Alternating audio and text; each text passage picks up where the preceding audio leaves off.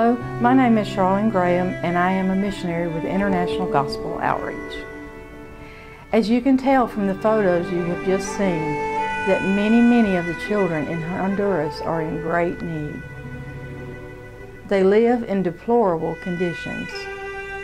They eat whatever it is they can find. And most of the clothes that they wear is what they can find in the garbage dump. In July of 2012, I will be returning to Honduras to work with the IGO missionary, Lisa Bradley. Twice a week, every week, Lisa goes into the dump to help with feeding of the children and to attend to their wounds. As a result of her ministry, she has taken in 4 foster sons that are street children. None of them have any education whatsoever, and their ages are 10, 11, 14, and 16.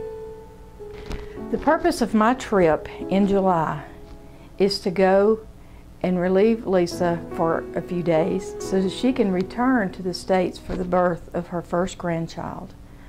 While she is gone, I will be the temporary mom. I will be taking care of their daily routine, helping with homework. When Lisa returns from the States, we have a team that will be arriving, and we will be focusing on these 4 boys, and we will also go back into the dumps for some extensive ministry there. As you know, it takes a lot of resources to accomplish this kind of ministry. We need your help. First of all, we need prayer. Above all, we need prayer. And the reason we need such a strong prayer covering is because Honduras is classified as the most dangerous nation in the world right now. In addition to your prayer covering, we also need your support.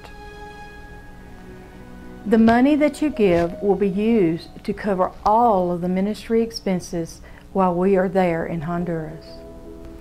Thank you so much to all those who have already given. It is greatly appreciated. And for those of you who would like to give, instructions will be on the screen following this video to tell you how you can be a part.